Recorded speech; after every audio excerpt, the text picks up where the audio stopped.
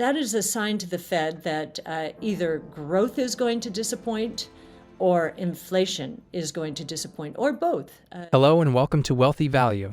In today's video, ARK Invest CEOs and CIO Cathie Wood updates on the Bitcoin market, inflation, consumer sentiment, and why disruptive innovation is inherently controversial. She also discusses crypto's performance in the first quarter of 2022, market signals, economic indicators, and innovation.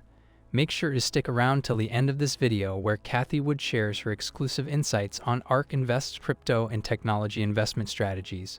If you like the video, don't forget to give it a thumbs up, subscribe to the channel, and turn on the post notifications. Let's dive right into the video. Asset allocation shift towards crypto, towards gold. Crypto was fairly flat, as measured by Bitcoin at least, in the first quarter. Gold was up 7 to 8%. So both of those much better than both equities and bonds. And the dollar there, that was also up 3 to 4% in the first quarter.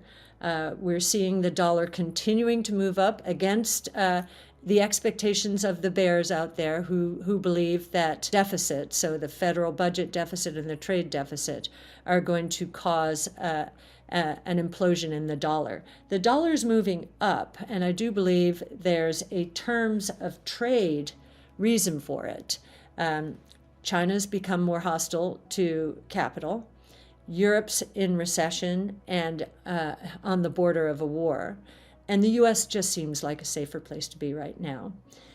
Let's take Amazon, for example. Where I was in the business at the time, we bought it close to, it's going public. And I remember during the tech and telecom bust, it did come down dramatically. And most investors couldn't see that, which was surprising to those of us who focus on disruptive innovation. And I can't tell you how many times the sell side and the buy side said, this thing's going bankrupt. This was a figment of Jeff Bezos's imagination, of Wall Street's imagination. And now we have a $1.6 trillion economy. The same with Apple. Nobody thought Apple could win against Nokia, Motorola, Ericsson. How could they? Apple had no share. They had all the share. How could this be? Well, Apple redefined the cell phone into a smartphone, a computer in our pocket. Bitcoin, when we first gained exposure to Bitcoin in 2015, many observers basically dismissed it as, well, that's a marketing gimmick from this new firm that's trying to find its way onto the map. And of course, I think that was at a $6 billion market cap or network value. Today, it's nearly $1 trillion. That was 2015 to now, 7 years. It's $1 trillion, from 6 billion to $1 trillion. And remember, people were calling it a Ponzi scheme. We had to suffer. And even Tesla more recently, 2019. Tesla was not going to be able to scale its manufacturing. It was going to run out of money. The large auto manufacturers were going to run circles around it. And what do you know? It's up 20-fold since then, $1 trillion company as well. Also very interesting is the administration is observing with some alarm how energy prices are crushing the purchasing power of lower income individuals, lower to middle income earners. And it has released or announced that it is releasing 1 million barrels per day from the Strategic Petroleum Reserve for the next 6 months.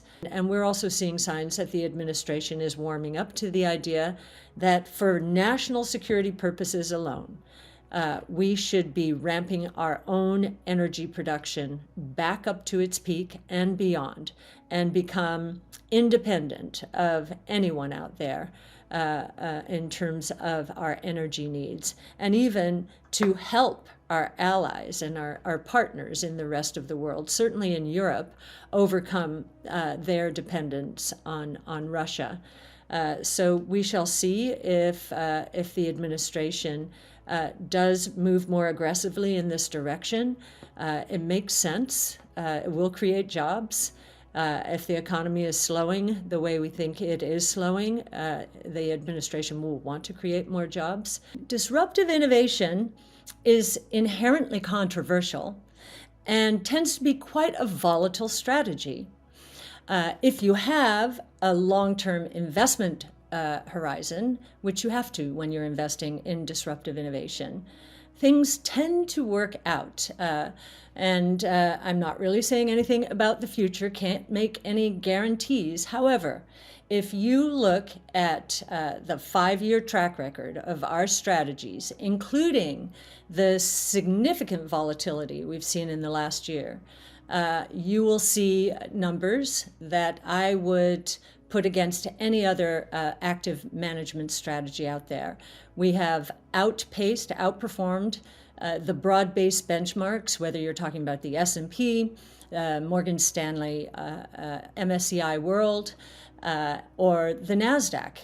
And as I understand it, most active managers have not.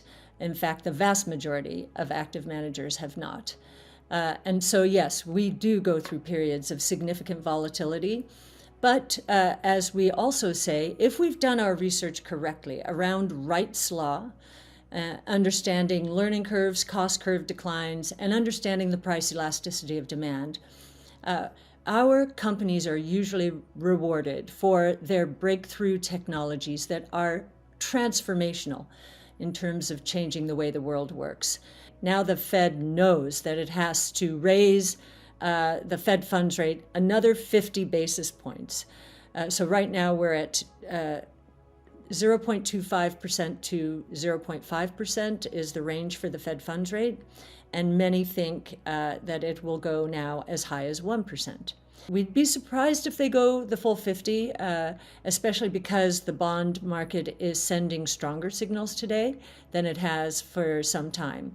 The yield curve has inverted. The 10-year Treasury bond yield is below the 2-year Treasury bond yield. That is a sign to the Fed that either growth is going to disappoint or inflation is going to disappoint, or both during the next few months to year. Equities, if you weren't in energy or utilities, you were going to have negative returns from the equity market in the first quarter. Communication services was hit hardest, followed by technology. Communication services, good lesson there. The primary reason for that was Meta, formerly Facebook. And I think that many people who have felt very comfortable with the FANGs and it looks, when I look at large cap growth portfolios, they have the FANGs and Microsoft and Nvidia and now Tesla, many of them. Some of the disruptors, like the FANGs, are now being disrupted. TikTok is taking mind share, the consumer's attention, away from Netflix and from Facebook and other social networks. So that's a lesson, and we're always on our toes. We do not own the FANGs, as you know.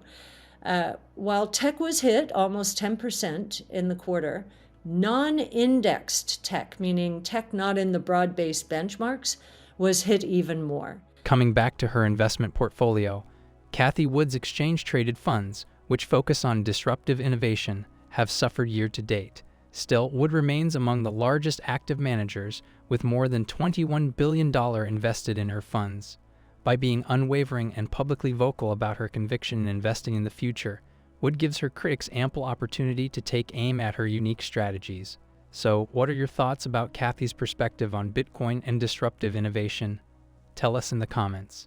Also, don't forget to like and subscribe. See you soon with the next video. Thank you so much for watching.